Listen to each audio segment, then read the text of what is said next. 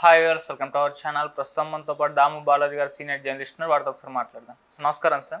నమస్తే సార్, గత కొన్ని రోజుల నుంచి కూడా ఆర్జీవి గారి అరెస్టు పైన ఒక హడావిడి అయితే నడుస్తూ ఉంది. సో ఆయన అయితే అగ్రతంలోకి వెళ్ళిపోయారు, పరాల్లో ఉన్నాడు, ఆయన భయపడుతున్నారు. అసలు ఇప్పటివరకు కూడా పోలీసులకైతే దొరకలేదు, వాళ్ళు కూడా పట్టుకోలేదు.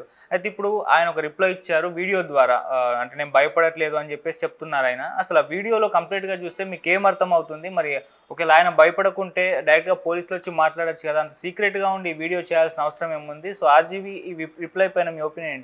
ముందు అసలు ఆయన ఏం చెప్పాడని చూద్దాం. నిన్న ఆయన మీద అంతా కూడా మొత్తం మీడియా ఆయన మీద ఫోకస్ చేసింది. మనకు తెలుసు, యూట్యూబ్ ఛానల్కి ఏది దొరికితే దాన్ని విపరీతంగా హైప్ చేస్తారు. సో వేరే ఇష్యూలు కూడా లేవు కాబట్టి కంప్లీట్గా ఆర్జీవి మీదనే చేశారు. ఆర్జీవి అరెస్ట్ అయినాయి, ఆయన్ని జైలుకి పెట్టారని, వెంటాడుతున్నారని, తప్పించుకొని తిరుగుతున్నారని రకరకాలుగా ఇంకా ఆర్జీవి మీద డ్రామా నడిచింది. సో ఆయన ఒక వీడియో పెట్టి దీనికి సమాధానం చెప్పాలని అనుకున్నట్టుగా తెలుస్తుంది. ఆయన మరి ఎక్కడ వీడియో పెట్టాడు ఏంటనేది తెలీదు. నిజానికి ఆయన ఉన్న లొకేషన్ని, ప్లేస్ని ఆయన రివీల్ చేయదలుచుకోలేదన్నది కూడా తెలుస్తుంది. నిజంగా ఆయన ఓపెన్గా మాట్లాడితే షూటింగ్ నేను ప్రొడ్యూసర్తో ఫిల్మ్ వర్క్లో ఉన్నానని చెప్పాడు. బ్యాక్డ్రాప్లో పెట్టచ్చు, నేను పలానా చోట ఉన్నాను అని కూడా ఆయన చెప్పచ్చు. అదేమి చెప్పలేదు. ఆయన చెప్పలేదంటే క్లియర్గా ఆయన he doesn't want to reveal his location. So తను ఎక్కడున్నానో చెప్పదలుచుకోలేదు. అట్ ద సేమ్ టైం నేనేదో భయపడి పారిపోలేదు, నేను వణికిపోలేదు, మంచం కింద దాక్కోలేదు, నేను ఫేస్ చేస్తాను అనేది కూడా ఆయన చెప్పాడు. అంటే ఈ రెండు వాస్తవమే. ఒకటే, ఆయన భయపడి పారిపోకపోవచ్చు, కానీ క్లియర్గా ఆయన అరెస్ట్ నుంచి టెంపరీగా తప్పించుకోవాలన్న ఆలోచన అయితే ఆయనకు ఉందనేది మనకు అర్థమవుతుంది. ఎందుకంటే యాక్చువల్గా నిన్న విచారణ ఉనింది ఆయన ముందస్తు బెయిల్ పిటిషన్ ఆంధ్రప్రదేశ్ హైకోర్టులో, కానీ అది ఈ రోజుకి పోస్ట్పోన్ చేశారు. అందుకని ఒకవేళ ముందస్తు బెయిల్ వచ్చేస్తే ఆయనకి ఇబ్బంది ఉండదు. ముందస్తు బెయిల్ రాకముందే కానీ ఆయన అరెస్ట్ అయితే ఇంకా ముందస్తు బెయిల్ అనేది ఉండకపోవచ్చు, మళ్ళీ రెగ్యులర్ బెయిల్కి అప్లై చేసుకోవాలి. దానికి లేట్ అవుతుంది, కనీసం ఒక వారం 10 రోజులు లేట్ అయినా అవ్వచ్చు. ఈ లోపల ఆయన్ని ఏమన్నా మిస్ హ్యాండిల్ చేయొచ్చు. ఆయనే చెప్పాడు నన్ను 3rd డిగ్రీ ఉపయోగించబోతున్నారని, అదంతా కూడా చేయొచ్చు.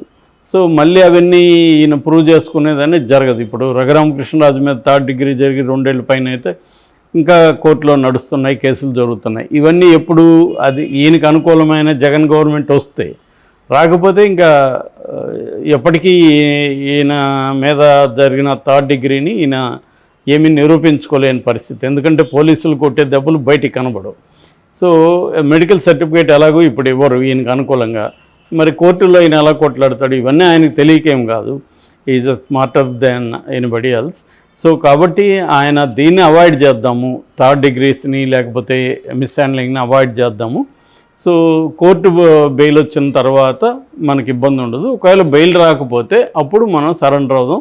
అప్పుడు కోర్టు పర్యవేక్షణలు ఉంటారు కాబట్టి మనకి ఈ 3rd డిగ్రీ అనేది ఉండకపోవచ్చు అనేది ఆయన ప్రధానంగా లాయర్లతో డిస్కస్ చేసుకొని ఒక నిర్ణయానికి వచ్చినట్టుగా తెలుస్తుంది. ఇది చాలామంది కూడా చేస్తారు.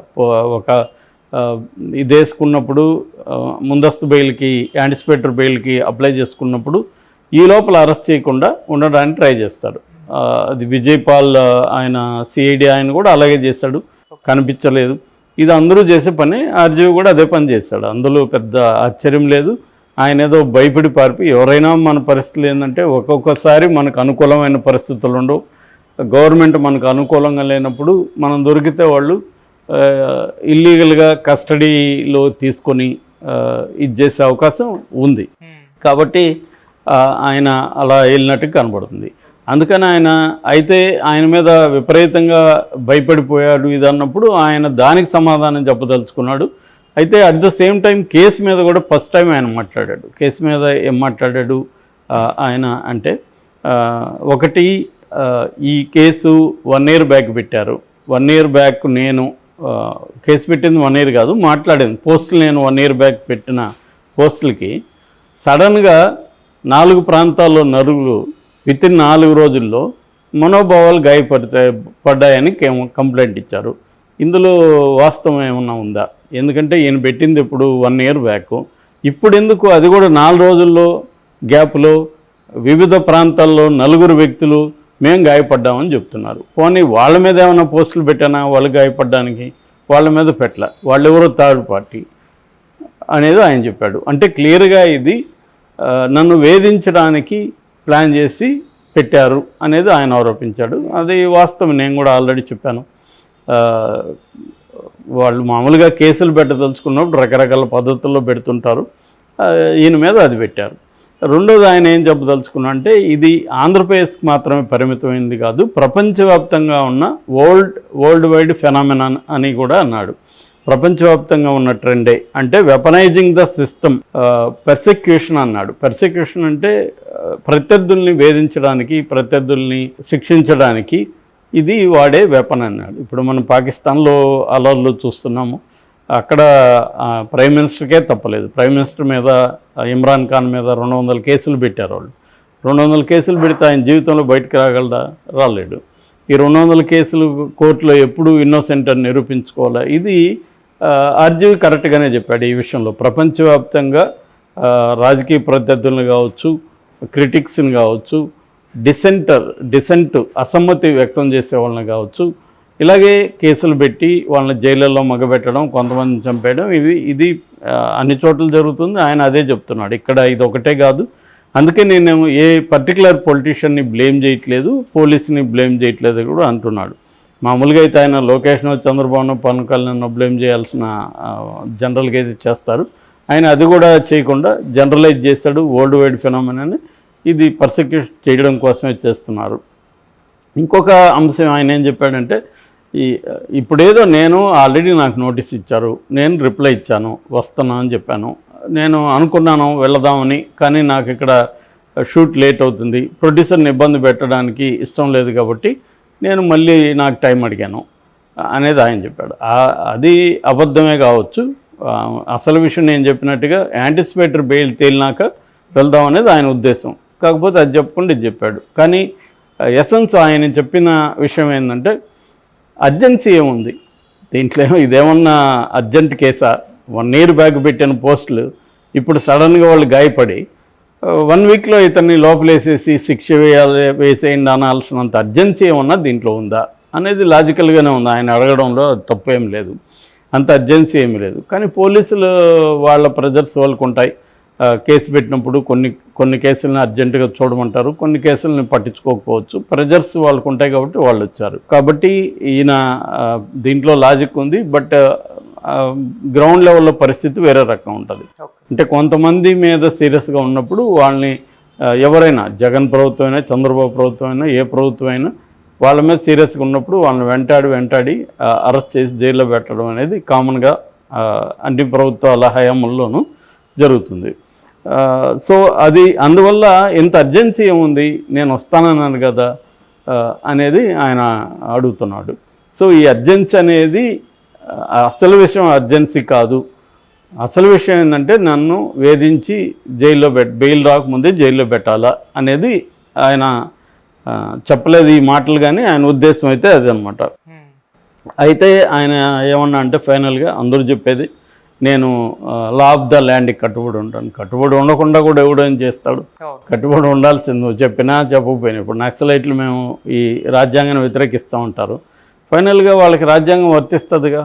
నువ్వు వ్యతిరేకించినా కూడా నీకు వర్తిస్తుంది. నేను చట్టాన్ని గౌరవించనన్నా కూడా ఆ చట్టం నీకు అప్లై అవుతుంది. కాబట్టి ఈయనకి నేను నిన్న చెప్పినాను, ఈయనకి అరెస్ట్ అయితే ఖచ్చితంగా ఖాయం.